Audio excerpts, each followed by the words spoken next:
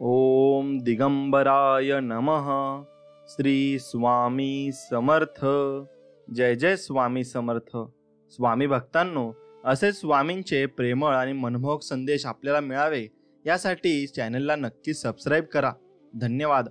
स्वामी भक्तांनो, एक लक्षात ठेवा, स्वामींकडे आपण एवढीच प्रार्थना करूया की स्वामी, आम्हाला तुम्ही सुखात, आनंदात आणि निरोगी ठेवा आणि आम्हाला सर्व काही गोष्टी मिळवू द्या आणि आमच्या नशिबी जे काही लिहिलंय ते तुम्ही नक्कीच आम्हाला मिळवून द्याल.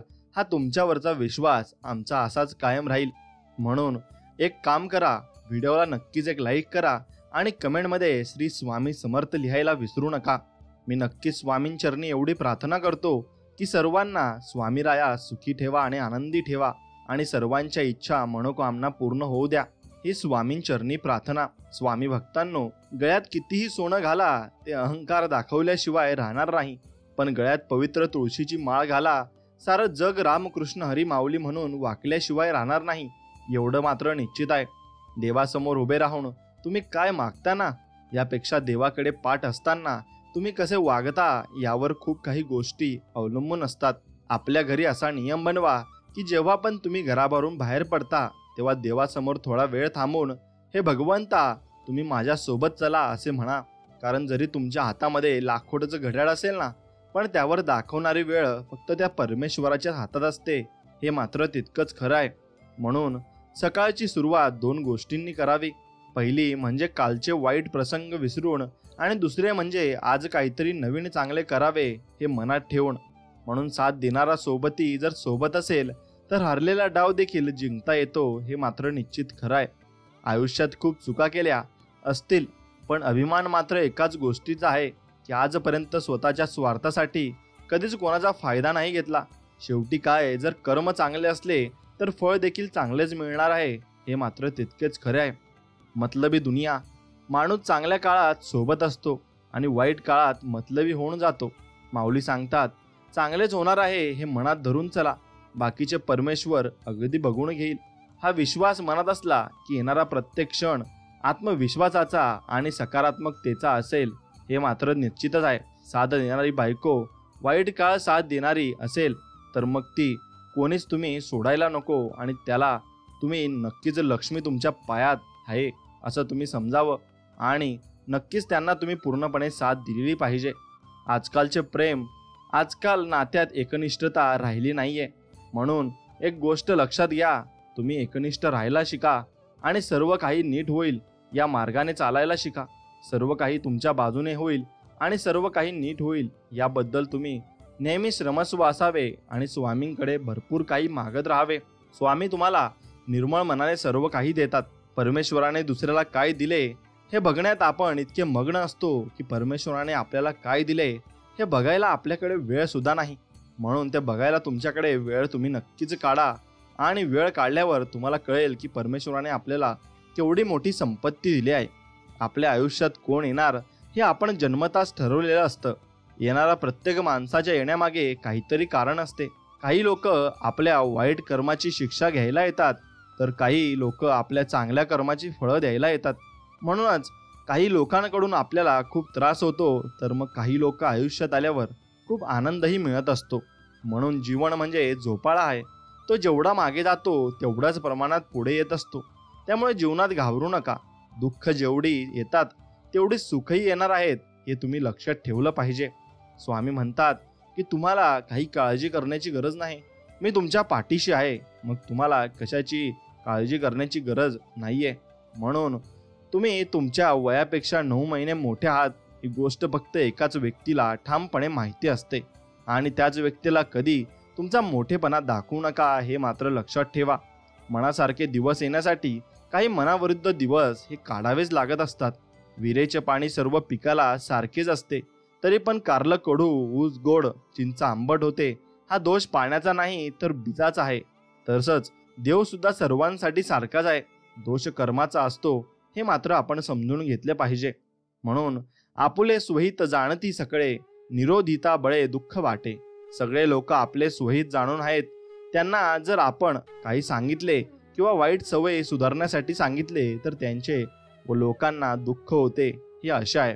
म्हणून एक लक्षात घ्या, इथेच कमवायचे आहे आणि इथेच गमवायचे आहे. म्हणून कोणाला काही देता आलं नाही तरी चालेल, पण कोणाचे मन दुखावू नका. कारण माणुसकीचं मोल हे पैशापेक्षा खूप मोठं असतं, हे समजून घ्यायला हवं. आपल्या नक्कीच तुम्ही परिवाराची काळजी घेतली पाहिजे. आणि तुम्ही कितीही देवधर्म करा, पण तुमच्याकडून होणाऱ्या त्रासामुळे जर कोणी परमेश्वराच्या दरबारात रडत असेल ना, तर ज्या ज्या लोकांचं मन तुमच्यामुळे दुखावलं गेलं असेल, त्यांचे एक एक अश्रूंचा हिशोब परमेश्वर आज ना उद्या घेतोच, यात शंकाच नाही. म्हणून प्रेम असं द्यावं की घेणाऱ्याची ओंजळ अपुरी पडावी. मैत्री अशी असावी की स्वार्थाचं भान नसावं. आयुष्य असं जगावं की मृत्यूनेही म्हणावं, जग अजून, मी येईल नंतर. म्हणून एक लक्षात घ्या, चांगलेच होणार हे मनात धरून चला. बाकीचे परमेश्वर बघून घेईल. हा विश्वास मनात असला की येणारा प्रत्येक क्षण हा आत्मविश्वासाचा आणि सकारात्मकतेचा असेल. म्हणून तुम्ही निश्चिंत राहा, मी पाठीशी आहे असं स्वामी म्हणत आहेत. म्हणून स्वामींवरचा पूर्ण विश्वास तुम्ही राहू द्या. आयुष्याच्या प्रत्येक वळणावर खंबीरपणे पाठीशी उभे असलेले अतिशय सुंदर सोबती म्हणजे आपले श्री स्वामी समर्थ महाराज आहेत. म्हणून निंदा नेहमी त्यांची व्यक्तीची होत असते, जी नेहमी दुसऱ्यांच्या सुख दुःखात धावून जात असते. जसं गुरुशिवाय ज्ञान मिळू शकत नाही, त्याचप्रमाणे निंदकाशिवाय माणूस प्रगतीही करू शकत नाही. गायीच्या कासेमध्ये राहूनही गोचिड जसे गायीचे दूध न पिता गायीचे रक्तच पित असते, तसेच ज्ञानी लोकांच्या सानिध्यात राहूनही मूर्ख लोक ज्ञान ग्रहण न करता त्यांच्यात वाईटच शोधत बसतात, हे मात्र तितकेच खरे आहे. म्हणून मन हा मोगरा अर्जुनी ईश्वरा, पुनरपी संसारा येणे नाही. जीवनात प्रत्येक व्यक्तीची कदर करा. एकदा गेलेली व्यक्ती परत भेटत नाही, कारण हा जन्मा पुन्हा मिळत नाही, हे लक्षात ठेवायला शिका. बळ आल्यावर प्रत्येक पाखरानं आभारात जरूर उडावं, पण ज्या घरटाने आपल्याला ऊब दिली ते घरटं कधी न विसरावं, एवढं मात्र नक्कीच तुम्ही केलं पाहिजे. माणूस कसा दिसतो यापेक्षा माणूस कसा आहे याला महत्व असतं. कारण शेवटी सौंदर्याचं तर आयुष्य तारुण्यापर्यंत, गुणांचं आयुष्य मरणापर्यंत असतं, एवढं मात्र निश्चित आहे. जगातील सगळ्यात भाग्यवान माणूस म्हणजे ज्याच्याकडे अन्नासोबत भूक आहे, अंथरुणासोबत झोप आहे आणि ओंजळीतले दुसऱ्याला देण्याची ताकद आहे, तोच माणूस. देवाचे दर्शन आणि मित्राचे मार्गदर्शन या दोन्ही गोष्टी जीवनाला उजळून टाकत असतात. फक्त तसे मित्र तुम्ही कमवायला हवे. माणसाशी बोलायला फोन आवश्यक असतो आणि देवाशी बोलायला मौन आवश्यक असते. फोनवर बोलायला धन द्यावे लागते आणि देवाशी बोलायला मन द्यावे लागते. पैशाला महत्व देणारा भरकटतो, तर देवाला प्राधान्य देणारा सावरतो, एवढं मात्र निश्चित आहे. म्हणून स्वामी म्हणतात, ज्याला दुःखाची जाणीव असते त्याला सुखाचीही किंमत असते. म्हणून जे दिवस आपण काढले आहेत त्याचे नेहमी जाणीव ठेवा आणि लक्षात ठेवा. धनाने नाही तर मनाने श्रीमंत व्हा. कारण मंदिरावर कळस जरी सोन्याचा असला तरी नतमस्तक दगडाच्या पायरीवरच लावावे लागते, हे मात्र तितकेच खरे आहे. म्हणून कितीही कमावून ठेवले तरी बाकी राहते तुमची अगदी शून्य. आणि संकटाच्या वेळी येते फक्त आणि फक्त तुमच्या जीवनातल्या आपल्या कर्माने साठवलेलं पुण्य. म्हणून अधिक चांगलं पुण्य तुम्ही केले पाहिजे आणि चांगल्या पुण्याला नेहमी तुम्हाला नक्कीच देव सावरून नेईल. बाहेर पडल्याशिवाय जग कळत नाही आणि मीपणा सोडल्याशिवाय माणसंही जुळत नाही. कुणासाठी धावून गेल्याशिवाय माणुसकी उजळत नाही. कष्ट केल्याशिवाय सुख मिळत नाही आणि चांगले विचार असल्याशिवाय आयुष्यही घडत नाही. म्हणून तुमच्या मनामध्येही तितके चांगले विचार असे आणि पाहिजे, हे लक्षात ठेवा. म्हणून आई वडिलांचा पाठिंबा आयुष्यात मिळवायचा असेल तर आई बापाचा पाठिंबा मिळवा, कारण हाच सर्वात मोठा पाठिंबा आहे. बाकी सर्वांचा पाठिंबा वेळेनुसार बदलतो, पण आई बापाचा पाठिंबा म्हणजे साक्षात परमेश्वराचा पाठिंबा ठरतो आणि शेवटपर्यंत तो सोबत राहत असतो. दुःख सगळ्यांच्या आयुष्यात आहेत, पण त्या दुःखातही मग तुम्ही श्री स्वामी समर्थ तुम्हाला फक्त म्हणता आले पाहिजे. सोडलेल्या 2 हातांपेक्षा जोडलेल्या 2 हातांमध्ये खूप सामर्थ्य असते. आणि परिस्थिती हाताबाहेर जात असेल तर हात जोडून बघा. मनस्थिती बदलेल तर परिस्थितीही बदलेल, हे निश्चित आहे. म्हणून दिलेला घेतलेला माणूस एक वेळ विसरू शकतो, पण जिव्हारी लागलेले शब्द माणूस उभ्या आयुष्यात कधीच विसरू शकत नाही. म्हणून वयाने, पदाने अथवा धनाने कोणी कितीही मोठा असला तरी वास्तविक मोठा तो असतो जो आपल्यापेक्षा लहानांना कमीपणाची जाणीव होऊ न देता सर्वांना प्रेमाने, आदराने आणि आपुलकीने वागवून घेत असतो. म्हणून बंधन नाही स्वामी नामाला, अंत नाही स्वामी कृपेला. कुठे कसे घ्यावे स्वामी नाम, राहतील स्वामी पाठीशी आपल्या ठाम, एवढे मात्र निश्चित आहे आणि तेच तुम्ही केले पाहिजे. वाईटाची संगत ही नुकसानकारकच असते, मग ती कशीही असो. कारण कोळसा पेटलेला असतो तेव्हा हात भाजतो आणि पेटलेला नसतो तेव्हा हात काळे करतो. म्हणूनच तुम्ही एक गोष्ट लक्षात ठेवा, सदा संगती सज्जनाची धरावी. म्हणून सज्जनाची संगत धरा आणि आयुष्यामध्ये नेहमी तुम्ही सफल व्हाल. ज्याला दुःखाची जाणीव असते त्याला सुखाचीही किंमत असते. म्हणून आपण जे दिवस काढले आहेत त्याची नेहमी तुम्ही जाणीव नक्कीच ठेवली पाहिजे. सुंदर चेहरा म्हातारा होतो, बलाढ्य शरीर एक दिवस गळून पडते, पद सुद्धा एक दिवस निघून जात असतं मित्रांनो. परंतु एक चांगला माणूस नेहमी चांगला राहत असतो आणि तो शेवटपर्यंत चांगला राहतो. म्हणून सत्याच्या वाटेला चालत असताना एकटे पडलात तरी चालेल, पण चुकीच्या गोष्टीचे समर्थन करणाऱ्या गर्दीमध्ये तुम्ही कधी मिसळू नका. आणि त्या गर्दीमध्ये मिसळले तर तुम्ही अगदी खालच्या थरावर जाल आणि तुमचे दोष आणि तुमचे कर्म हे वाईट होत जातील. म्हणून जे पेराल तेच उगवणार.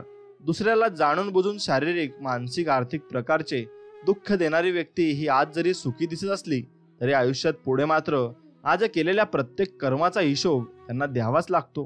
कारण निसर्गाचा नियम आहे, जे पेराल तेच उगवणार आणि हाच सिद्धांत आहे, हे तुम्ही समजून घेतले पाहिजे. म्हणून एक गोष्ट लक्षात ठेवा, दुःख कोणाला नाही आहे. श्रीरामालाही वनवास भोगावा लागला, सीतेला पण अग्निपरीक्षा द्यावी लागली. त्यांच्या पुढे तुम्ही आम्ही कोण हो.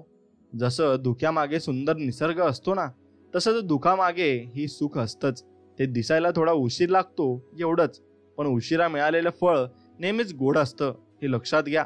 देवांवर श्रद्धा विश्वास असेल तर प्रेम असेल ना, तर देव तुम्हाला एकटं कधीच सोडणार नाही, हेही तितकंच खरं आहे. आणि जया अंगी मोठेपण तया यातना कठीण. म्हणून मोठेपण ठेवू नये आणि मोठेपण बाळगू नये, हे नक्कीच तुम्ही मनात आणि आचरणात आणले पाहिजे. एक गोष्ट लक्षात घ्या, हे फक्त मंदिरापर्यंत घेऊन जातात आपले जे चरण असतात ते, पण आचरण आपल्याला परमात्म्याकडे घेऊन जाते. म्हणून चरण फक्त मंदिरापर्यंत न जाता तुमचे आचरण आपल्या परमात्म्याकडे गेलेच पाहिजे, हे लक्षात घ्या. कर्म चांगले करा, फळाची अपेक्षा करू नका. कायम लक्षात ठेवा, जे पण आपण कर्म करतो वापस आपल्याकडे फिरून येत असतं. म्हणून तुम्ही चांगले कर्म नक्कीच केले पाहिजे. चांगले कर्म करणारी व्यक्ती ही तुकोबांच्या गाथेप्रमाणे असते. तिला कुणी कितीही बुडवण्याचा प्रयत्न केला तरीही तरावून जाते, हे निश्चित आहे. म्हणून तुम्ही जेव्हा जेव्हा विचारतो भक्ती व प्रेमाचा अर्थ, तेव्हा एक बोट पांडुरंगाकडे तर दुसरे बोट रखुमाईकडे असते. आणि विठ्ठल रुक्माईला नक्कीच आपण नतमस्तक झालो पाहिजे आणि त्यांच्या पायाशी आपले चरण आपण टेकले पाहिजे. प्रत्येक भगवान आणि प्रत्येक ईश्वर एकच आहे, फक्त आपल्याला वेगवेगळ्या रूपामध्ये त्यांना आपण भजत असतो. म्हणून एक लक्षात घ्या, आईच्या मायेची आणि बापाच्या कष्टाची परतफेड जगात कोणीही करू शकत नाही. स्वतःच्या अंतःकरणातील दुःख न दाखवणारी शक्ती म्हणजे आई, आणि स्वतः दुःखी राहून दुसऱ्याला हसवणारा देवमाणूस म्हणजे तो बाप असतो. म्हणून परिवारापेक्षा पैसा श्रेष्ठ नाही, वडिलांपेक्षा श्रेष्ठ सल्लागार नाही, आईपेक्षा श्रेष्ठ जग नाही, भावापेक्षा श्रेष्ठ भागीदारी नाही, आणि मित्रांशिवाय श्रेष्ठ आयुष्यही नसते, हे समजून घेतलं पाहिजे. मृत्यूसाठी तयार राहा, कारण ती कोणतीही नाती, प्रेम अथवा कर्म तुमच्या सोडीची जरूरत नाही. म्हणून दिवस प्रत्येकाचे बदलत असतात, फक्त सहनशक्ती ठेवावी लागते. आजची परिस्थिती नक्कीच उद्या राहणार नाही, हे तुम्ही ओळखले पाहिजे. ओळखून बघा, खरे सुख यामध्येच आहे. म्हणून तुम्ही फक्त एकच मंत्र म्हटला पाहिजे, आणि तो म्हणजे श्री स्वामी समर्थ, श्री स्वामी समर्थ. म्हणून जैसे ज्याचे कर्म तैसे फळ देतो हे ईश्वर. म्हणून तुमचे कर्म जसे असेल तसे तुम्हाला फळ हे नक्कीच मिळेल. म्हणून भावाचा सल्ला हा कायम विकासाच्या मार्गावर घेऊन जात असतो. तो भाऊच असतो जो प्रत्येक संकटात खंबीरपणे साथ देतो, तो भाऊच असतो, हे तुम्ही समजून घेतले पाहिजे. म्हणून जीवनात कठीण काळात सोबत देणाऱ्या व्यक्तींचा आदर करा, कारण जीवनात कठीण परिस्थितीत सोबत देणारे लोक फार कमी असतात, हे तुम्ही समजून घेतले पाहिजे. म्हणून एक गोष्ट लक्षात घ्या, शब्दाने इमान, अक्षरांचे राण, अभंगाचे पान तुकाराम. म्हणून असे अभंगाचे पान तुम्ही वाचले पाहिजे. माणूस समाधानकारक जीवन तेव्हा जगायला लागतो जेव्हा त्याला समजतं की शेवट कुठेतरी थांबायचं आहे. म्हणून तुम्हाला आयुष्यात कुठेतरी थांबावेच लागेल आणि थोडा विश्राम घ्यावाच लागेल. प्रत्येक गोष्टीची वेळ निश्चित आहे, ठिकाण निश्चित आहे. तुम्ही कुठे जात नाही, तुम्हाला नेले जाते. आणि खेळ तुमचाच नसतो, खेळ त्याचा असतो हे तुम्ही नक्की समजून घेतले पाहिजे. म्हणून ते खेळ करत असतात, आपण फक्त त्यांच्या खेळामध्ये रंगत असतो आणि आपण छोटे बाहुले असतो. ते त्यांच्याप्रमाणे आपल्याला खेळवत असतात हे लक्षात घेतलं पाहिजे आणि तुमच्या लक्षात आलं पाहिजे. स्वामी सांगतात, जिथे आपलं असणं नसल्यासारखं असतं तिथे आपलं नसणं चांगलं असतं हे तुम्ही समजून घेतलं पाहिजे. आणि हे समजून घेताना तुम्ही सर्व काही गोष्टी या निभावल्या पाहिजे. लोकांनी चांगलं म्हणावं म्हणून केलेल्या कामाला प्रदर्शन म्हणतात आणि कुणाचं तरी चांगलं व्हावं म्हणून केलेल्या कामाला चांगुलपणा म्हणत असतात. आपण कितीही आपल्या बुद्धीनुसार शक्तीनुसार जीवन जगत असलो तरी नियतीने मांडलेला डाव आणि ठरवलेला शेवट आपल्याला स्वीकारावाच नक्की लागतो. आपल्यासाठी एखादी व्यक्ती टळमळ करत असेल ना तर स्वतःला भाग्यवान समजा. नाहीतर आजच्या युगात स्वार्थीसाठी नाती जोडणारी लोक तुम्हाला पावलोपाली भेटूनच जातील हे लक्षात घ्या. म्हणून सहज कोणी मोठं होत नाही. मोठं होण्यासाठी कष्ट नेहमी करावे लागतात. मनुष्य फक्त भ्रमात जीवन जगतो. हा माझा, तो माझा, माझ्या जवळचे माझे. खरं तर फक्त वेळ तुमची आहे हे लक्षात घ्या. ती जर चांगली असेल तर सर्व तुमचे, नाहीतर सर्व जवळचे असून सुद्धा दूरचे. हे जीवनाचे सत्य आहे आणि हे जाणून आपण घेतले पाहिजे. म्हणून एक चांगला मित्र आयुष्यात असणं ही सगळ्यात मोठी श्रीमंती असते. कारण आजकालच्या दुनियेत साथ द्यायला रक्ताची नाती सुद्धा माघार घेतात, तिथं मित्र धावून येत असतात. म्हणून एक गोष्ट लक्षात घ्या, कर्म जगासमोर किती देखावा केला तरी कर्म हे कर्मच असतात. आज ना उद्या भोगावेच लागतात. मग ते चांगले असो किंवा मग ते खराब असो. म्हणून लाभले आम्हास भाग्य, आम्ही बोलतो मराठी, झालो खरेच धन्य, ऐकतो मराठी. म्हणून तुम्ही मराठीत बोललं पाहिजे आणि मराठी भाषेचा अभिमान केला पाहिजे. कारण आपले मराठी भाषा ही खूप चांगली आहे आणि जगश्रेष्ठ आहे. कुठलीही गाठ बांधताना धाग्याची अथवा दोरीची दोन्ही टोकं समान जोडावी लागतात, तेव्हाच गाठ घट्ट बसते. नात्यांचंही असंच आहे. दोन्ही बाजूने समान ओढ असेल तरच नात्यांची गाठ ही घट्ट बनत असते हे लक्षात घ्या. आयुष्यात जे मिळाले नाही त्याचा विचार करून त्रास करून घेण्यापेक्षा जे मिळाले आहे त्यात समाधान मानल्या जीवनातील नकारात्मक विचारांची जागा सकारात्मक विचार घेतील आणि हे सकारात्मक विचार तुमचे आयुष्य बदलून टाकतील. म्हणून सकाळची सुरुवात दोन गोष्टींनी करावी. पहिली म्हणजे कालचे वाईट दिवस विसरून करावी आणि दुसरी म्हणजे देवाला नमस्कार करून करावी. आपल्या आयुष्य देणारी माणसं झाडांच्या अवयवांसारखी असतात. काही फांदींसारखी, जास्त जोर दिला की तुटणारी, काही पानांसारखी मग अर्ध्यावर साथ सोडणारी, काही काड्यांसारखी सोबत असून टोचत राहणारी आणि काही मुळांसारखी न दिसताही सुरुवातीपासून शेवटपर्यंत अगदी साथ देणारी. आयुष्यात पाठिंबा देणारी माणसं सोबतीला असली की मनस्थिती बरोबर परिस्थिती सुद्धा बदलत असते. कलियुगाचे पर्व आहे. प्रत्येकाला तिथे गर्व आहे. मी आहे तर सर्व आहे, नाहीतर सर्व व्यर्थ आहे. अरे वेड्या, कुणा वाचून कुणाचं राहत नसतं. आदर कर सर्वांचा, हाच तर खरा मानव धर्म आहे. प्रेमाने जोडलेले चार माणसं व त्यासाठी लागणारे दोन गोड शब्द व वैभव ज्याच्याजवळ आहे तो ज्या जगात खरा श्रीमंत माणूस आहे हे तितकंच खरं आहे. प्रत्येकाचा स्वभाव वेगळा असतो. म्हणून काही माणसे क्षणभर तर काही आयुष्यभर लक्षात राहतात हे मात्र निश्चित आहे. वास्तवाचा विचार करून जगण्यातच खरा आनंद आहे मित्रांनो. बाकीचा मोठेपणा हा जगासाठी मांडलेला देखावा आहे. म्हणून तुम्ही कधी मोठेपणा करू नये. रोज सकाळी परमेश्वर या पृथ्वीवर सुख दुःखाची नाणी फेकत असतो. ज्याच्या हाती सुखाची नाणी पडतात तो सुखाचा व्यापार करतो, पण दुःखाची नाणी हाती पकडूनही जो सुखाचा व्यापार करतो त्याला जीवन जगणे म्हणतात. आणि असंच जीवन तुम्ही जगलं पाहिजे. म्हणून माणूस तेव्हाच एकटा पडतो जेव्हा तो खोट्या लोकांच्या विरोधात खरं बोलायला सुरुवात करतो. देवाचे दर्शन आणि मित्रांचे मार्गदर्शन तुम्हाला मिळालेच पाहिजे. यालाच तर जीवन म्हणतात. जगणं खूप सुंदर आहे. सतत सतत रुसू नका. एक फूल उमललं नाही म्हणून रोपाला तोडू नका. सगळं काही मनासारखं होतंच असं नाही, पण जेव्हा मनासारखं तुमच्या झालं होतं ना आयुष्यात ते दिवस कधी मात्र विसरू नका. सुटतात काही हात नकळत, पण जे हात आहेत सोबत त्यांना कधी सोडू नका. हे वाईट दिवस नक्की सरतील. तुम्ही मात्र हसणं विसरू नका आणि हसत राहा. माणूस काय आहे हे महत्वाचे नाही, पण माणसात काय आहे हे जास्त महत्वाचे आहे. जे बदलता येईल ते बदलावे, जे बदलता येत नाही ते स्वीकारावे आणि जे स्वीकारल्या योग्य नाही त्यापासून दूर राहावे. परंतु स्वतःला कायम आनंदी ठेवावे. एवढंच तुम्ही केलं पाहिजे. आपण कितीही आपल्या बुद्धीनुसार शक्तीनुसार जीवन जगत असलो तरी नियतीने मांडलेला डाव आणि ठरवलेला शेवट आपल्याला स्वीकारावाच लागतो हे मात्र तितकंच खरं आहे. प्रेम करणं सोपं असतं, प्रेम करत राहणारं अवघड असतं हे तुम्ही समजून घेतलं पाहिजे. म्हणून मनुष्य फक्त भ्रमात जीवन जगतो. हा माझा, तो माझा, माझ्या जवळचे माझे. खरं तर फक्त वेळच तुमची आहे. ती जर चांगली असेल तर सर्व तुमचे, नाहीतर सर्व जवळचे असून सुद्धा दूरचे हे जीवनाचे सत्य आहे आणि हे तुम्ही समजून घेतलं पाहिजे. लोकांमध्ये सुख शोधण्यापेक्षा स्वतःमध्ये अस्तित्व शोधा. लोक प्रेमाची नाही तर पैशांची भुकेले असतात. मतलबी दुनियेत सुख शोधण्यापेक्षा स्वतःमध्ये शोधा. आयुष्य एकदाच आहे, कोणीच कुणाचं नसतं आणि जिथं विश्वास जास्त असतो ना तिथे विश्वासघात पण सर्वात मोठा होत असतो हे समजून गेलं पाहिजे. आणि मग कोणत्याही गोष्टीत भांडणाचा विषय आला ना, माघार घ्या. विजय तुमचाच असेल हे समजून घ्या. म्हणून मग एक गोष्ट लक्षात घ्या, आपले अंतःकरण जोपर्यंत शुद्ध आहे तोवर या विश्वातील कोणत्याच गोष्टीची भीती बाळगण्याची आपल्याला गरज नाही आहे हे तुम्ही लक्षात घेतले पाहिजे. फक्त नीतिमत्ता साफ असावी. परमेश्वर काटाही तुम्हाला टोचू देत नाही हे लक्षात घ्यावे. पैसा दान केला म्हणजे देव आपला होत नाही.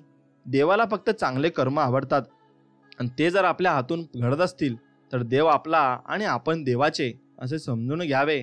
आणि नक्कीच देवाच्या दरबारी गेल्यावर फक्त एवढेच मागावे की सर्व जगात शांतता निर्माण करा आणि सर्वांना सुखी ठेवा.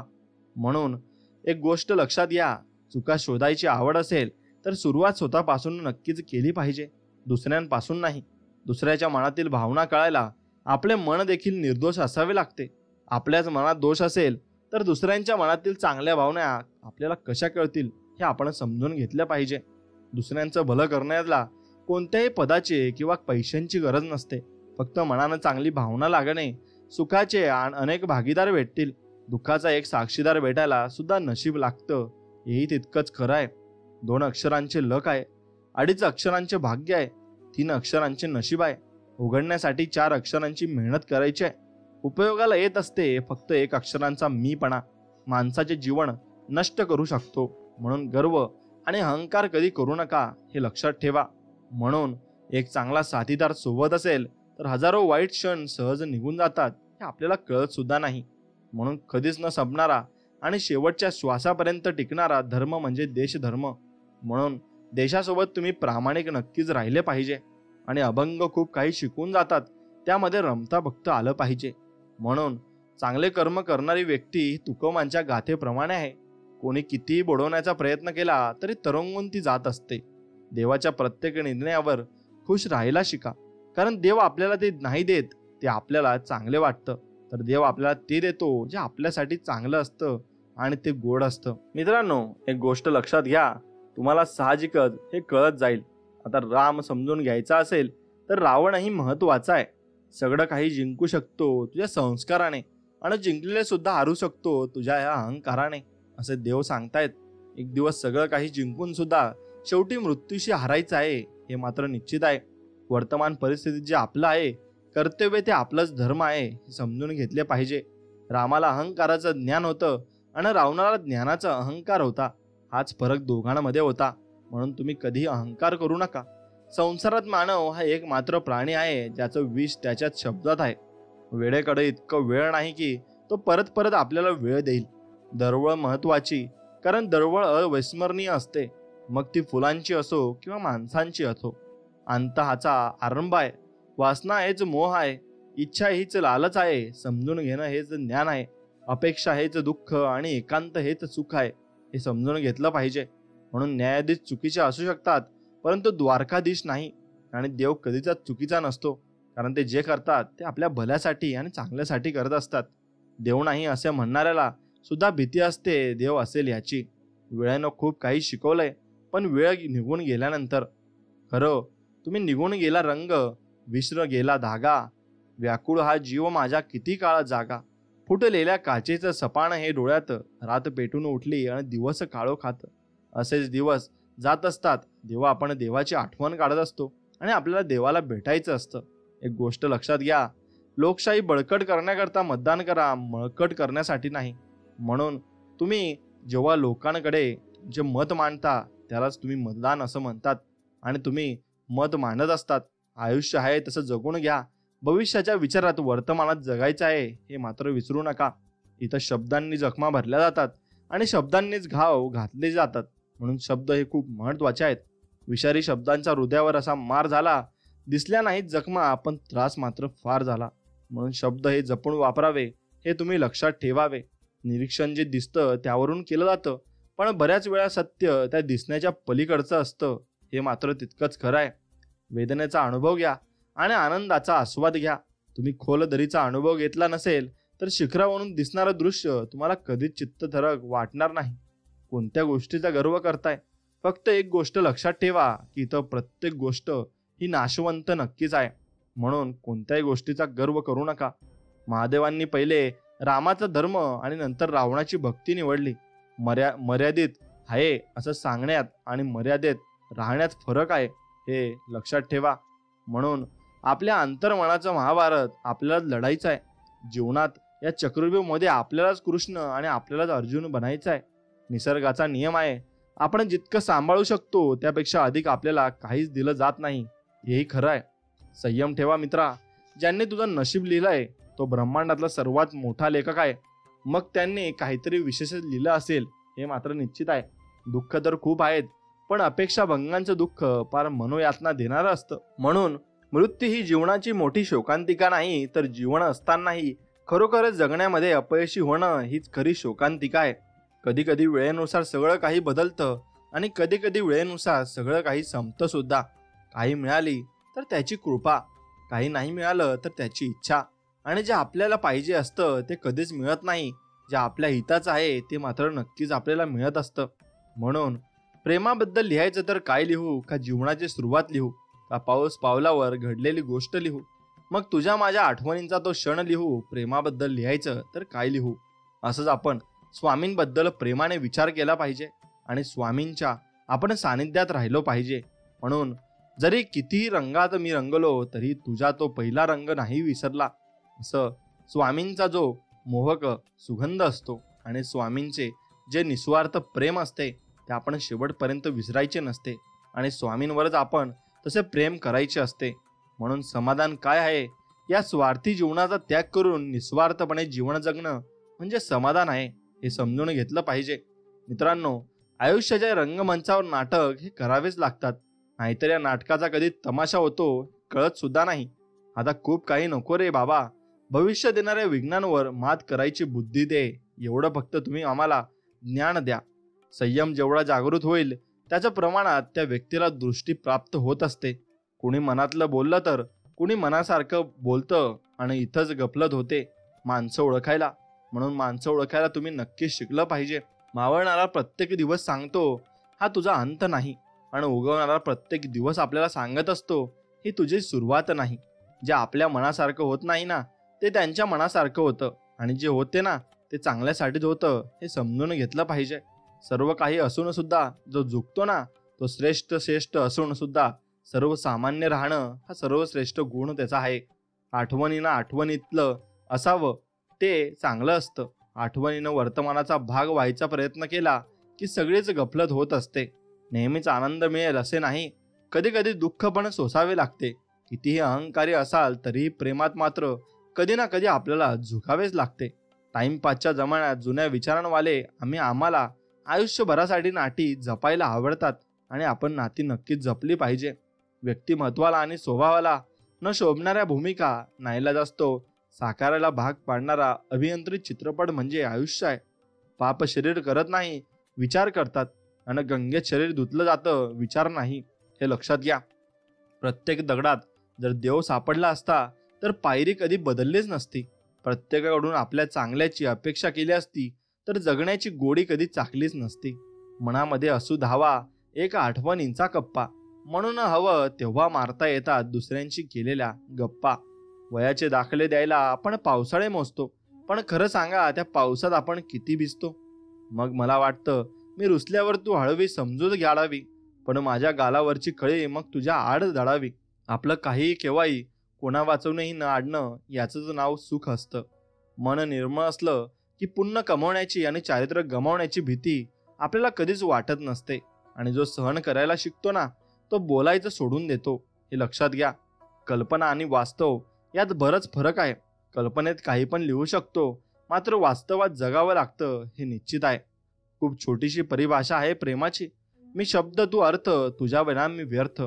म्हणून स्वामींशिवाय आपण सगळे व्यर्थ आहोत हे समजून घ्यायला हवे आणि स्वामींवर नितांत आपण प्रेम केले पाहिजे. स्वतःचं साम्राज्य उभं करायचं म्हटल्यावर जगडा वेगळं काहीतरी करावं लागेल ना. चुका शोधणे चुकीचं नाहीये, फक्त सुरुवात आपल्यापासून नक्कीच झाली पाहिजे. काही विचारांवर विचार करणे खूप गरजेचं असतं.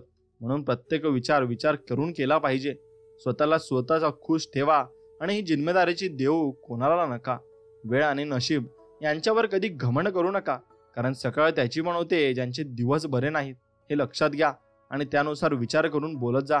आणि स्वामींवर पूर्णपणे मनाने विश्वास ठेवा. आणि स्वामींवर विश्वास असेल तर नक्कीच व्हिडिओला एक लाईक करा आणि कमेंटमध्ये श्री स्वामी समर्थ, जय जय स्वामी समर्थ लिहायला विसरू नका. मित्रांनो, स्वामींची आपण भक्ती करता करता नक्कीच आपण जीवनामध्ये भरपूर काही गोष्टी मिळवल्याही पाहिजे. म्हणून वस्तूंचं मूल्य वाढवण्याचा तुम्ही सराव केला पाहिजे. आणि प्रत्येक गोष्टीचं मूल्य हे वेगळं असतं आणि ते तुम्ही समजून घेतलं पाहिजे. जमिनीचे व्यवहार करणाऱ्या माणसाचं उदाहरण लक्षात ठेवा. या वस्तूचं मूल्य वाढवण्यासाठी मी काय करू शकतो असा प्रश्न स्वतःला विचारा आणि त्या दृष्टीनं कल्पनाशक्तीला चालना द्या. कुठल्याही वस्तूचा, मग ती जमीन असो, तुमच्या घरातील एखादी खोली असो, तुमचं राहतं घर असो किंवा मग तुमचा व्यवसाय असो, उपयोग कशा प्रकारे होऊ शकतो यावर तिचं मूल्य ठरत असतं. 2 म्हणजे माणसांचं मूल्य वाढवण्याचा तुम्ही सराव नक्कीच केला पाहिजे. सराव यशाच्या पायऱ्या जसजशा तुम्ही चढत जाता तसतसं तुमचं काम लोकांचा विकास करणं या स्वरूपाचं होत जातं. माझ्या हाताखालच्या लोकांचं मूल्य वाढवण्यासाठी मी काय करू शकतो, ते अधिक परिणामकारक ठरण्यासाठी मी काय करू शकतो असे प्रश्न स्वतःला विचारा. आणि कुठल्याही व्यक्तींमधील सर्वोत्तम क्षमतेला व उपयोगात आणण्यासाठी तिच्यात सर्वोत्तम काय आहे याची कल्पना करणं आवश्यक आहे. स्वतःचं मूल्य वाढवण्याचा सराव करा. रोजच्या रोज स्वतःचा शोध घ्या आणि स्वतःला अधिक मूल्यवान करण्यासाठी मी आज काय करू शकतो असा प्रश्न स्वतःला विचारा.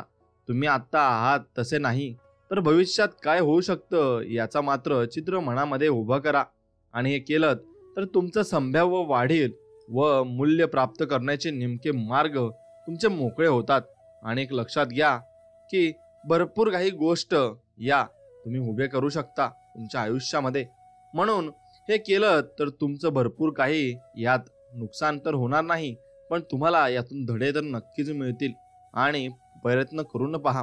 आपण आपला उत्तराधिकारी कसा निवडला हे मला एकदा एका मध्यम आकाराच्या 60 कर्मचारी असलेल्या छापखान्याचा मालक व्यवस्थापकानं सांगितलं. सुमारे 5 वर्षापूर्वी आमच्या लेखा आणि प्रशासन विभागांचा प्रमुख म्हणून मला एक अकाउंटंट हवा होता. त्या पदासाठी मी ज्याची निवड केली होती तो फक्त 26 वर्षाचा तरुण होता. छपाई व्यवसायासाठी त्याला काहीही माहिती नव्हती, पण त्याच्या पूर्वानुभवावरून तो एक चांगला हिशोबणी असल्याचं दिसत होतं.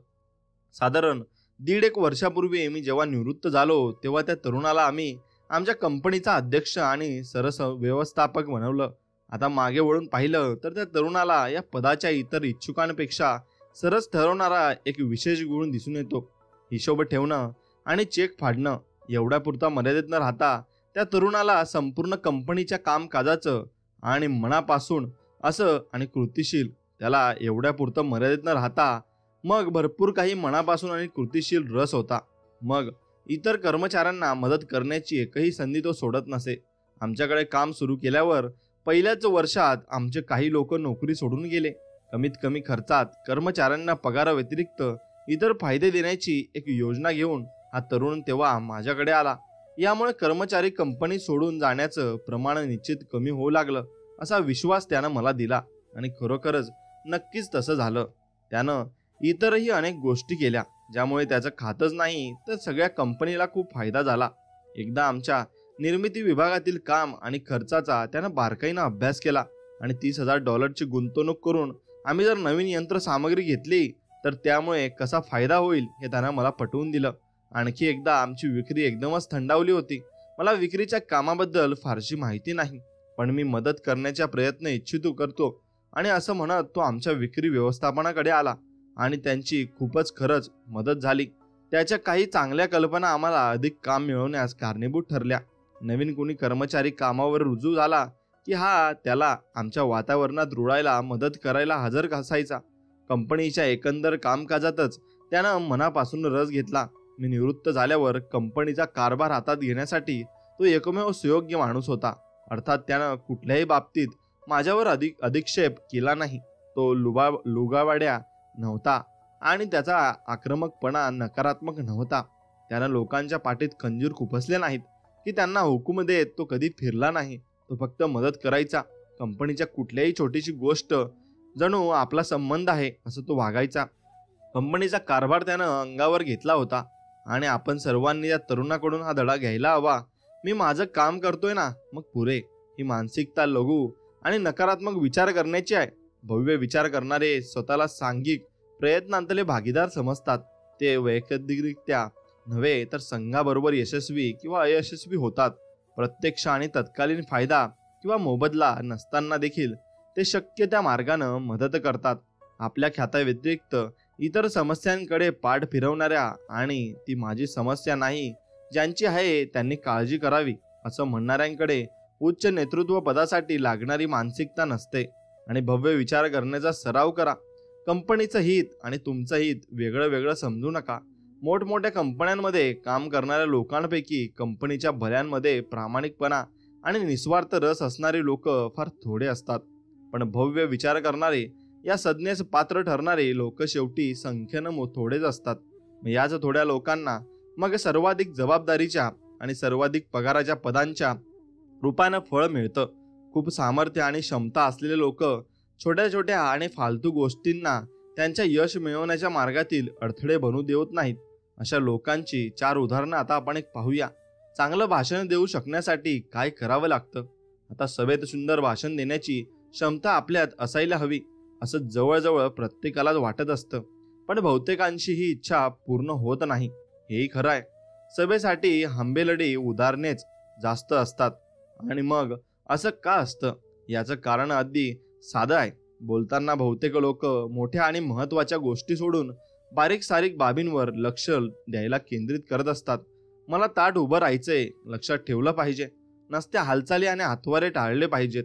श्रोत्यांच्या आपल्या हातातला कागद दिसता कामा नये. बोलताना व्याकरणाच्या चुका नकोत. आपली वेशभूषा नीट नेटकी असायला हवी. आवाज खणखणीत हवा पण कर्कशपणा नको. इत्यादी अनेक सूचना भाषणांची पूर्वतयारी करत असताना लोक मनाशी घोकत असतात. प्रत्यक्ष बोलायला उभं राहिल्यावर होतं काय की त्यांना भीती वाटायला लागते. करायच्या आणि नाही करायच्या गोष्टींची ही भली मोठी यादी डोक्यात फेर धरून बसलेली असते. त्यामुळे बोलताना भाषणाऐवजी आपलं काही चुकत तर नाही ना या भीतीमुळे ते गोंधळून जातात. आणि थोडक्यात काय तर भाषणाचा बोजवारा उडतो. आणि या अपयशाचं कारण म्हणजे चांगल्या वक्त्याच्या लहान सहान आणि तुलनेनं बिनमहत्वाच्या खुंब्यावर लक्ष केंद्रित करून त्याला चांगला वक्ता ठरवणाऱ्या गोष्टींकडे दुर्लक्ष.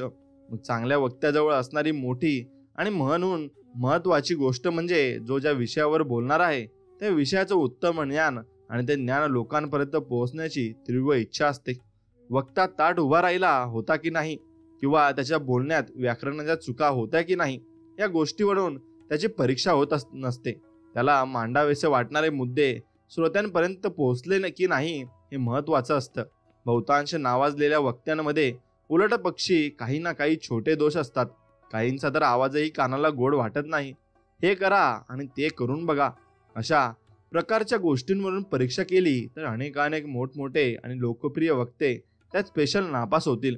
पण या यशस्वी वक्त्यांकडे एक गोष्ट मात्र समान असते. त्यांच्याजवळ सांगण्यासारखं काहीतरी असतं आणि लोकांनी ते ऐकावं याची दुर्गम इच्छा त्यांना असते.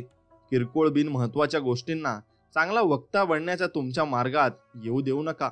आणि दुसरं म्हणजे भांडण कशामुळे होतात. आता भांडण खरोखर नेमकी कशामुळे होतात याचा तुम्ही कधी विचार केलाय का? शेकडा किंवा 99 वेळा भांडणाची सुरुवात छोट्या किरकोळ कारणामुळे होत असते. कुणी महाशय अमळ थकून भागून आणि किंचित चिडचिड होऊन घरी येतात. आजचे जेवण त्यांना फारसं आवडत नाही म्हणून ते नाक मुरडून त्याबद्दल तक्रार करतात. त्यांच्या बायकोचाही आजचा दिवस फार काही चांगला गेलेला नसतो. त्या उसळून म्हणतात पैसेही वाचवायचे आणि रोज सामग्र संगहित स्वयंपाकही करायचा. हे कसं शक्य आहे? किंवा नवी शेगडी आणली तर मीही चांगला स्वयंपाक करू शकते म्हटलं. नवरोबांना हा टोमणा चांगलाच लागतो. तेही मग हल्ला चढवतात. प्रश्न पैशांचा नाहीये, त्यात अधिक चांगलं तू करू शकत नाहीस हेच खरं. आणि मग हे असंच वाढत जातं. युद्धविराम होण्यापूर्वी दोन्ही पक्ष नाही ते बोलून घेतात आणि सासू सासरे शरीरसुख, पैसा, लग्न आधीच्या आणि नंतरची वचनं आणि असेच इतर सर्व विषय त्यात येऊन जातात. युद्ध कालांतराने थांबतं, पण दोन्ही पक्ष उदास, तणावपूर्ण अवस्थेत आपल्या जखमा चाटत बसतात. कुठल्याच विषयाला पूर्ण विराम मिळाला नसल्यानं पुढची लढाई अधिक तीव्र होण्यासाठी दोन्हीकडे अधिक गोळा बारूद जमा होतं आणि छोट्या छोट्या गोष्टी आणि संकुचित विचारवादाला जन्म देत असतात. त्यामुळे भांडण टाळायचे असतील तर नंतर संकुचित विचार करणं नक्कीच सोडून द्या. या संदर्भात हमखास उपयोगी पडणार एक तंत्र आहे. तक्रार करण्यापूर्वी किंवा समोरच्या व्यक्तीवर दोषारोप करण्यापूर्वी, तिच्यावर ठपका ठेवण्यापूर्वी किंवा स्वतःच्या बचावासाठी प्रतिहल्ला चढवण्यापूर्वी स्वतःला एक प्रश्न विचारा, ही गोष्ट एवढी महत्वाची आहे का? बहुतेक वेळा ती गोष्ट महत्वाची नसतेच, त्यामुळे तुम्ही भांडण नक्कीच टाळू शकाल. मग त्यानं घर आवरलं नाही, टूथपेस्टचं झाकण लावलं नाही का, वा त्याला घरी यायला उशीर झाला, हा खरोखरच काय मोठं बिघडलं?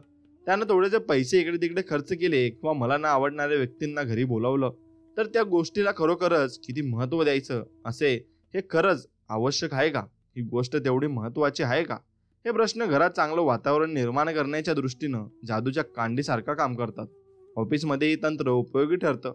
रस्त्यानं जाताना दुसऱ्या गाडीवाल्याच्या तुम्हाला मागं टाकलं तर केव्हाही ते तंत्र उपयोगी ठरतं.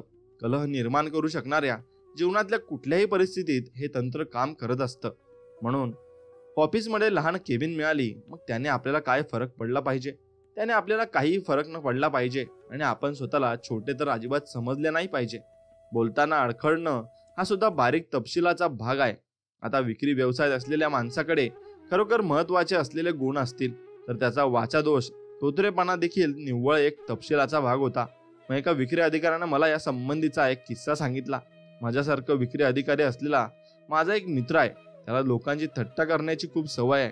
या थट्टेचं कधी कधी हसू सुद्धा येत नाही, पण हा पट्ट्या ते करतच असतो. काही महिन्यापूर्वी एक तरुण मुलानं माझ्या मित्राला फोन करून त्याच्याकडे विक्री विभागात नोकरी आहे का याबद्दल चौकशी केली. त्या तरुणाच्या बोलण्यातून तोतरेपणा होता आणि ते पाहून माझ्या मित्रानं माझी थट्टा करायचे ठरवलं. त्याने त्या तरुणाला सांगितलं की त्याच्याकडे तर सध्या जागा नाही, पण एका मित्राच्या म्हणजेच कंपनीत अशी एक जागा आहे. मग त्यानं मला फोन करून त्या मुलाबद्दल सांगितलं आणि त्याची अशी काही तारीफ केली की मला काही शंका आली नाही. म्हणालो ठीक आहे, पाठवून दे त्याला माझ्याकडे. लगेच सुमारे अर्धा तास तो मुलगा माझ्याकडे आला आणि त्याला पहिल्या 2-3 वाक्यातच माझा मित्र त्याला माझ्याकडे पाठवण्यास आतुर का झाला होता ते मला समजून चुकलाय. मग माझं नाव हे श्री अमुक यांनी मला तुमच्याकडे नोकरी करता पाठवलाय असं तो बोलू लागला. त्याच्या जवळ प्रत्येक शब्द अडकत होता. मी मनाशी म्हटलं, या माणसाला 1 रुपया देऊन रस्त्यावर पाठवलं आणि ते नाणं 90 पैशांनी विक म्हटलं तरी याला ते जमणार नाही. मग माझ्या मित्राचा प्रचंड राग आला होता, पण या मुलाची मनापासून किंवही आली. म्हणून मी ठरवलं की मग त्याला कामावरून न जाऊ देणं शक्यताच नाही आणि शक्यनाचं एखादं चांगलंसं कारण सापडेपर्यंत निदान काही जुबबी प्रश्न विचारण्यास काही हरकत नाही. विचार एवढा आला आहे तर. आम्ही बोलायला लागल्यावर मात्र माझ्या ध्यानात आलं की हा मुलगा काही भावळट नाहीये. तो हुशार होता, चांगला बोलत होता, पण त्याचा तोतरेपणा मात्र मी दृष्टीआड करू शकत नव्हतो. अखेर शेवटचा एक प्रश्न विचारून मी त्याला मुलाखत संपवावी विचारानं मी म्हणलो, तू विक्री व्यवसायात यशस्वी होशील असं तुला का वाटतं? मग मी कुठलीही गोष्ट पटकन आत्मसात करू शकतो असं तो तोत्र बोलू लागला. मला जनसंपर्क करायला आवडतो आणि मला खूप पैसा मिळवायचा आहे आणि माझ्यात वाचा दोष आहे, पण मला त्रास हा होत नाही तर लोकांना का व्हावा असं तो म्हटला. मग त्याच्या उत्तरावरून मला समजलं की विक्री व्यवसाय करू शकण्यासाठी लागणारे महत्वाचे गुण त्याच्याजवळ होते. त्या क्षणी मी त्याला संधी देण्याचा निर्णय घेतला आणि तुम्हाला सांगतो तो खरोखरच छान काम करतोय. वाचाडपणाच्या व्यवसायात देखील मोठे गुण जवळ असले तर वाचादोष हा निव्वळ एक तपशिलाचा भाग ठरतो, हेही खरं आहे. म्हणून संकुचित विचारांपासून स्वतःला दूर ठेवण्यासाठी खालील 3 गोष्टी नक्कीच करा. तुम्ही दृष्टी उच्च ध्येयावर ठेवा आणि गिराईक गमावल्यानंतर आपल्या व्यवसायाला त्या गिराईकाला तो चूक होता हे शेवटी मी पटवून दिलंच असं सांगणाऱ्या विक्री प्रतिनिधीसारखं आपणही बरेचदा वागत असतो. विक्री व्यवसायात मोठं ध्येय आणि ते विक्री करण्याचं, बोलण्याचं, जिंकण्याचं नव्हे तर विवाह संबंधात शांती, आनंद व समाधान मिळवणं हे उच्च ध्येय आहे आणि भांडणात विजय मिळवणं नाही.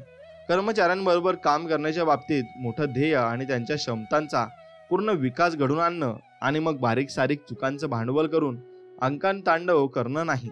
आणि शेजार धर्मामध्ये परस्परांविषयी आदरभावना आणि मैत्री हेच उच्च ध्येय असतं.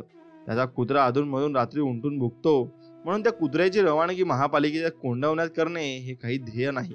सैनिकांच्या भाषेत सांगायचं तर मग प्रसंगी छोटी मोठी लढाई हरून युद्ध जिंकणं हे तसल्या लढाईत जिंकून युद्धात पराभव स्वीकारण्यापेक्षा केव्हाही अधिक श्रेयस्कर आहे. तुमची दृष्टी मोठ्या गोष्टींवर ठेवण्याचा निर्धार करा. ही गोष्ट खरोखर महत्वाची आहे का असा प्रश्न स्वतःला विचारा आणि नकारात्मकरित्या उत्तेजित होण्याआधी मी एवढा त्रास करून घेण्याएवढी ही बाब महत्वाची आहे का असा प्रश्न स्वतःला विचारा.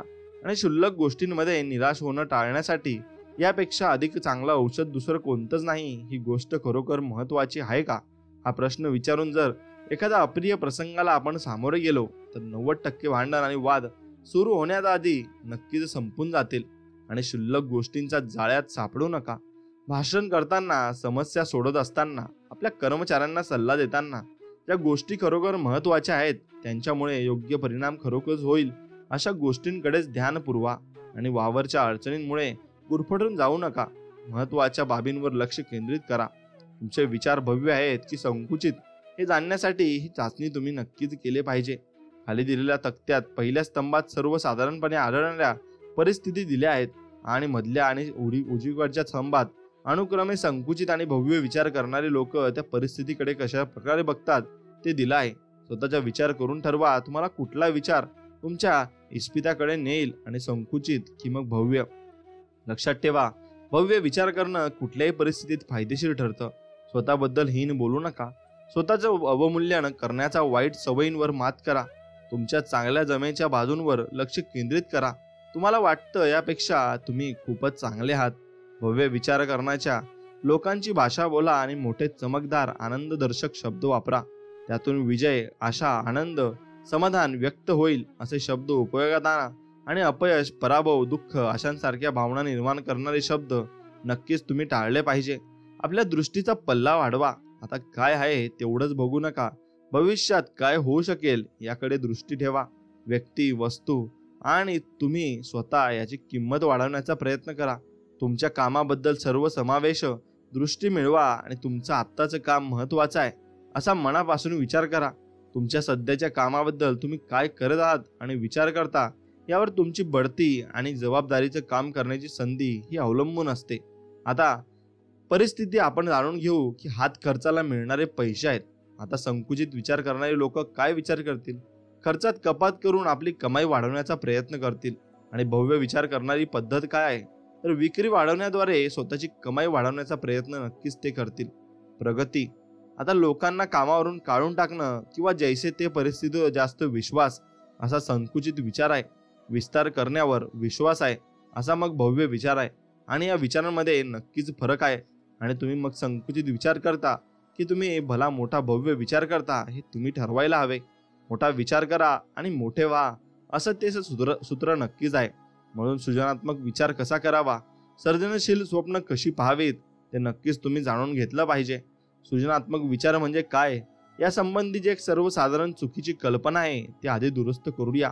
फक्त विज्ञान, अभियांत्रिकी, कला आणि लेखन या गोष्टींचा सृजनशीलतेशी संबंध असतो असा तर्कदृष्ट विचार सर्वत्र प्रचलित आहे.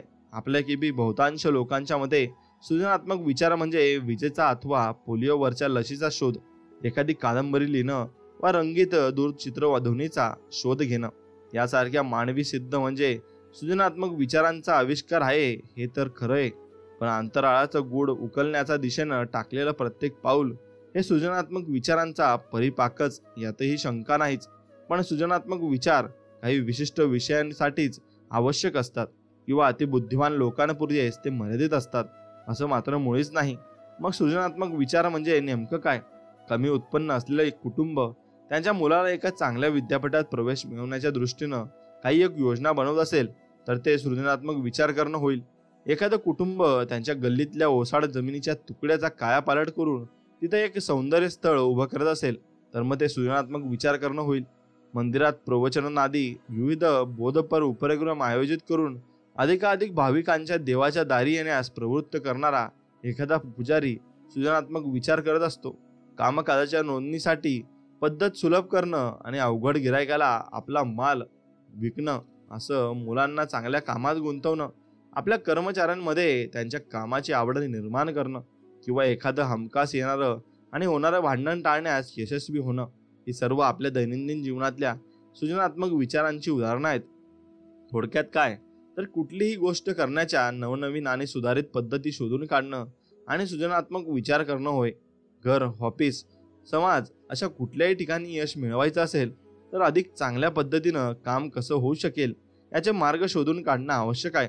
आता सृजनात्मक विचार करण्याची आपली क्षमता विकसित आणि अधिक बळकट करण्यासाठी आपण काय करू शकतो ते बघा. पहिली पायरी, कोणतीही गोष्ट करताना ती करता येणं शक्य आहे असा विश्वास मनात बाळगा. काहीही करताना ते करता येणं शक्य आहे असा विश्वास बाळगणं भरपूर काही तुम्ही आवश्यक तुमच्यासाठी असतं.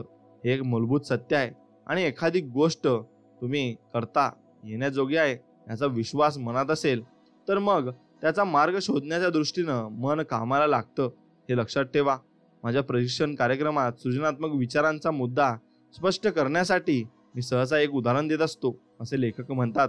आणि मी त्या विद्यार्थ्यांना विचारतो, पुढच्या 30 वर्षामध्ये तुरुंग ही संस्था मोडीत काढणं शक्य आहे असं तुमच्यापैकी किती जणांना वाटतं? बहुतेक वेळा असं होतं की ती मंडळी ऐकून गडबडून जातात. ऐकलं ते बरोबर आहे का असा संशय त्यांना येतो आणि मग आपण काहीतरी भन्नाट कल्पना ऐकतो आहोत अशा विचारात ती पडतात. मग थोडं थांबून तोच प्रश्न पुन्हा विचारतो, पुढच्या 30 वर्षामध्ये तुरुंग ही संस्थाच मोडीत काढणं शक्य आहे असं तुमच्यापैकी किती जणांना वाटतं? मी विनोद करत नाहीये. यासाठी खात्री पटल्यावर कुणीतरी उचलून मला म्हणतो, सगळे खुनी, चोर आणि बलात्कारी मोकळे सोडावेत असं तुमचं मत आहे की काय? याचा अर्थ तुम्हाला कळतोय तरी काय? मग तसं झालं तर आपण कुणी सुरक्षित राहणार नाही. छे, तुरुंग व्यवस्था असलीच पाहिजे. त्यानंतर सगळेच तुटून पडतात. तुरुंग शिक्षक राहिले नाहीत तर सगळी व्यवस्थाच कोलमडून जाईल. काही लोक जन्मताच गुन्हेगारी प्रवृत्तीचे असतात. उलट मी तर म्हणेन की आपल्याला अधिकाची तुरुंगाची गरज आहे. आणि आजच्या वर्तमानपत्रातील ती खुनाची बातमी वाचलीत? मग अशा पद्धतीनं तो गट मला तुरुंग व्यवस्था हा राहायला हवी याबद्दलची सबब कारण सांगत राहतो. मग एका माणसानं असंही सुचवलं की पोलीस आणि तुरुंग रक्षकांना काम मिळावं यासाठी तुरुंग राहिलेच पाहिजेत. त्या गटाला साधारणतः 10 मिनिटे तुरुंगाची गरजा का मिटवता येणार नाही हे सिद्ध करण्यासाठी मी देतो. आणि मग मी त्यांना म्हणतो, आता मी काय म्हणतो ते ऐका. तुरुंग व्यवस्था मोडीत काढण्याचा हा प्रश्न मी एक मुद्दा सिद्ध करण्यासाठी वापरला होता. तुरुंग व्यवस्थेविषयीची गरज मिटणं शक्य नसण्याची अनेक कारणं तुमच्यापैकी प्रत्येकानं मला सांगितली आहे. आता कृपया एक काम करा, तुरुंग व्यवस्था मोडीत काढणं शक्य आहे असा विश्वास निर्माण करता येतो का ते बघा आणि जरा प्रयत्न करा. मग या प्रयोगमागाची भावना स्वीकारत तो गट या गोष्टीला तयार होतो. ठीक आहे, फक्त गंमत म्हणूनच नाही बरं का. मग मी विचारतो, आता तुरुंग व्यवस्था मोडीत काढणं शक्य आहे असं गृहीत धरलं तर मग त्याला सुरुवात आपण कुठून करू शकतो? सुरुवातीला या संबंधीच्या सूचना हळूहळू येतात आणि कुणीतरी जरासं अडखळत म्हणतो, युवकांसाठी मार्गदर्शन केंद्र मोठ्या प्रमाणावर सुरू केली तर कदाचित गुन्हेगारी कमी करणं शक्य होईल. आणि मग थोड्याच वेळात 10 मिनिटापूर्वी या कल्पनेच्या ठामपणे विरोधात असलेला तो गट उत्साहाने या बाबतीत कामाला लागतो. आणि गरिबी आधीच हटवली पाहिजे आणि बहुतांश गुन्हेगार कमी उत्पन्न गटातून येत असतात. म्हणून प्रत्यक्ष गुन्हा करण्यापूर्वीच संभाव्य गुन्हेगार ओळखण्याच्या दृष्टीनं संभवत आणि संशोधन करण्याची गरज आहे. आणि काही विशिष्ट प्रकारचे गुन्हेगार सुधारण्यासाठी सुयोग्य पद्धतींचा विकास करायला हवा. कायदा आणि सुव्यवस्था राखण्याची जबाबदारी आणि असलेल्या कर्मचारी वर्गाला सुधारणेच्या सकारात्मक पद्धती शिकवायला हव्यात. तुरुंग व्यवस्था संपवण्याचं उद्दिष्ट मग गाठण्यात सहाय्यभूय ठरतील. आणि अशा एक 78 विवशिक्त कल्पनांपैकी या काही कल्पना वागणी देखील इथं दिल्या आहेत. मग एखादी गोष्ट करता येण्याजोगी आहे याचा विश्वास मनात असेल तर मग त्याचा मार्ग शोधण्याच्या दृष्टीनं मन कामाला नक्कीच लागत असतं. आता या प्रयोगाचं सार एवढंच की एखादी गोष्ट करता येणं अशक्य आहे याचा विश्वास मनात असेल तर मग ती गोष्ट सिद्ध करण्याच्या कामाला लागतं. पण एखादी गोष्ट करता येण्याजोगी आहे असा तुमचा अगदी मनापासून विश्वास असेल तर तुमचं मन तुमच्या बरोबरीनं कामाला लागतं आणि मार्ग शोधण्यास तुम्हाला मदत करत असतं. एखादी गोष्ट करता येण्याजोगे हा विश्वास सृजनात्मक मार्ग शोधण्याला चालना देतो. आणि एखादी गोष्ट करता येणे अशक्य आहे असा विश्वास म्हणजे विध्वंसक विचार करणं होय. आणि ही गोष्ट लहान मोठ्या सर्वच परिस्थितींना लागू आहे.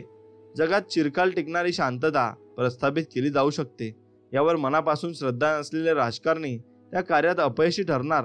कारण जागतिक शांतता प्रस्थापित करण्यासाठी सृजनात्मक मार्ग शोधण्याच्या दृष्टीनं त्यांच्या मनाची कवाडं बंद असतात आणि उद्योगधंद्यांमधील मंदी अटळ आहे आणि असा विश्वास असणारे अर्थशास्त्रज्ञ या साखळीला तोडण्याचे सृजनात्मक मार्ग विकसित करणं कठीण आहे. याच प्रकारे शक्य आहे असा विश्वास असेल तर मग एखाद्या व्यक्तीला आवडून घेण्याचे मार्ग शोधून तुम्हाला शक्य आहे. म्हणून तुमच्या खाजगी समस्यांचं समाधान शोधणं शक्य आहे असा विश्वास असेल तर तुम्ही ते शोधून काढाल. आणि तुमच्या मनात असलेलं नवीन आणि मोठं घर घेणं शक्य आहे असा विश्वास असेल तर तुम्हाला हे शक्य नक्कीच होऊन जाईल. श्रद्धा बाळगा. मग तुम्ही सकारात्मक विचार करायला लागलात, मग तुमच्या मनाला सिद्ध संधी दिलीत तर ते मार्ग शोधून काढेल. आणि जिच्यात अनेक भवितव्य लोक आहेत आणि अशी नोकरी शोधण्यात मला मदत करा अशी विनंती घेऊन एक तरुण साधारणतः 2-1 वर्षापूर्वी माझ्याकडे आला. तो तरुण टपालानं घरोघर माल देण्याच्या एका कंपनीत वसुली विभागात कारकून म्हणून काम करत होता आणि या कामात आपल्याला भवितव्य नाही असं त्याला वाटत होतं.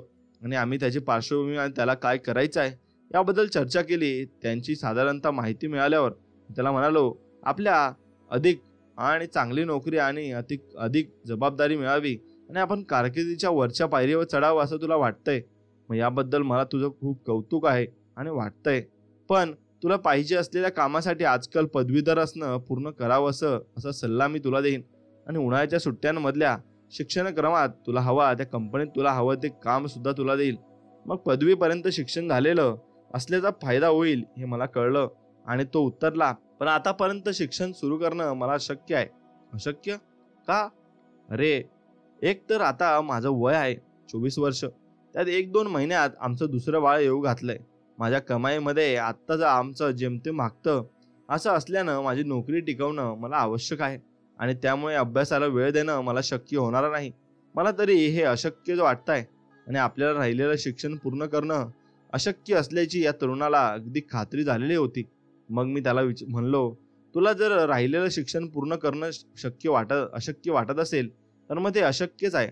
पण ते पूर्ण करून शकण्याबद्दल तू विश्वास बाळगलास तर परिस्थितीवर काही ना काही तोडगा निघेलच. आता मी तुला काय सांगतो ते ऐक. परत शिक्षण सुरू करण्याचं मनाशी ठरवून टाक आणि त्या एकमेव विचाराला मनात अग्रक्रम दे आणि त्यानंतर अगदी मनापासून शिक्षण आणि कुटुंबाचं पालनपोषण या दोन्ही गोष्टी करायच्या आणि कशा जमवायच्या ते मग याच्यावर विचार कर. आणि 2 आठवड्यानंतर माझ्याकडे परत ये आणि तुला काय सुचत आहे हे मला सांग. 2 आठवड्यानंतर माझा एक तरुण मित्र परत आला आणि तुम्ही जे सांगितलं त्यावर मी खूप विचार केला. तो म्हणाला, परत एकदा शिक्षण सुरू करण्यासाठी आणि करण्याचं मी नक्की ठरवलंय. सगळ्याच गोष्टींना विचार अजून आलेला नाही, पण मी काहीतरी मार्ग निश्चित काढू शकेन. आणि तसा मार्ग त्यांना शोधून काढलात. एका व्यवसायात संघटनेकडून त्यानं शिष्यवृत्ती मिळवली. त्यात त्याची फी, पुस्तकं आणि किरकोळ खर्चाची सोय झाली. कामाच्या वेळा बदलून त्यानं कॉलेजच्या तासांना हजर राहण्याची व्यवस्था केली आणि त्याचा उत्साह आणि अधिक चांगल्या जीवनमानाच्या आशेकडे पाहून त्याच्या बायकोनेही त्याला पूर्ण पाठिंबा दिला. त्या दोघांनी मग एकत्र बसून पैसे आणि वेळ यांचा परिणामकारक उपयोग होण्याच्या दृष्टीनं त्याचं योग्य असं अंदाजपत्रक तयार केलं आणि सृजनात्मकरित्या मार्ग शोधून काढण्याचं एक उदाहरण आहे. मागच्या महिन्यात त्याला पदवी मिळाली आणि लगेचच एका मोठ्या कंपनीत व्यवस्थापकही प्रशिक्षणार्थी म्हणून तो रुजूही झाला. म्हणतात ना, इच्छा तिथे मार्ग. हे अगदी खरं आहे. एखादी गोष्ट करणं शक्य आहे असा विश्वास बाळगा आणि सृजनात्मक विचार आणि पॉझिटिव्ह विचार नक्कीच तुम्ही ठेवले पाहिजे. कारण करण्याच्या दृष्टीने ही अगदी मूलभूत गोष्ट आहे. विश्वासातून सृजनशक्ती विकसित करण्याचे पुढील 2 सूचना तुम्हाला कारणीभूत ठरतील. तुमच्या विचारांच्या आणि बोलण्याच्या शब्दकोशातून अशक्य हा शब्द काढून टाका आणि तो अपयशजनक शब्द आहे आणि ते शक्य, अशक्य आहे हा विचार ती गोष्ट सिद्ध करण्याच्या दृष्टीनं इतर विचारांची साखळी प्रक्रिया सुरू करतो. एखादी गोष्ट करायची तुमची इच्छा आहे पण आपण ती करू शकणार नाही असं तुम्हाला वाटतं तर मग अशा एखाद्या गोष्टींचं स्मरण करा आणि ती गोष्ट तुम्ही का करू शकता यांच्या कारणांची एक यादी बनवा. आणि आपल्याला हे का जमणार नाही त्यावर लक्ष केंद्रित करण्यामुळे आपल्यापैकी अनेक जण काहीतरी करण्याच्या स्वतःच्या इच्छांना मारून टाकतात. आणि खरं तर आपण हे लक्षात घेतलं पाहिजे की आपण हे का करू शकतो. यावर आपली मानसिक शक्ती एकवटायला नक्कीच हवी हे तुम्ही समजून घेतलं पाहिजे आणि त्यानुसार तुम्ही मार्गस्थ झालेही पाहिजे एवढं लक्षात घ्या. म्हणून मित्रांनो, स्वामींची भक्ती करा, स्वामींची भक्ती सोडू नका. स्वामींच्या भक्तीत जेवढे असं तल्लीन होऊन जाल तेवढं तुमचं मन अगदी हलकं होऊन जातं आणि मनाला अशा वेदना होत असतील तर नक्कीच मनाला आनंद मिळतो आणि मनाला आनंद मिळाला तर सगळ्या शरीराला आनंद मिळत असतो. म्हणून तुम्ही स्वामींची भक्ती सोडू नका. स्वामींच्या भक्तीत तुम्ही कायम चिरकाल राहा आणि स्वामींची भक्ती करता करता त्यांचे नामस्मरण सुद्धा करा. जेवढे जास्त नामस्मरण कराल तेवढे जास्त स्वामी तुम्हाला लवकरात लवकर दर्शन देतील आणि तुम्हाला दाखवून देतील की स्वामी शक्ती किती आहे. कारण मला असे अनुभव आलेले आहेत आणि स्वामी हे आपल्यासोबत लीला करत असतात आणि स्वामी आपल्यासोबत सर्व काही करत असतात. फक्त त्याच्यात स्वामी बघायला आपण शिकले पाहिजे. म्हणून स्वामींवर प्रेम करा. स्वामी तुम्हाला कधीच धोका देऊन जाणार नाही, एवढं मात्र निश्चित खरं आहे. स्वामी भक्तांनो, जर व्हिडिओ आवडला असेल तर नक्कीच व्हिडिओला एक लाईक करा, चॅनलला सबस्क्राईब करा आणि बेल नोटिफिकेशन ऑन करा. चला तर मग भेटूया नवीन एक व्हिडिओमध्ये. तोपर्यंत जय श्रीराम, श्री स्वामी समर्थ, जय जय स्वामी समर्थ. धन्यवाद.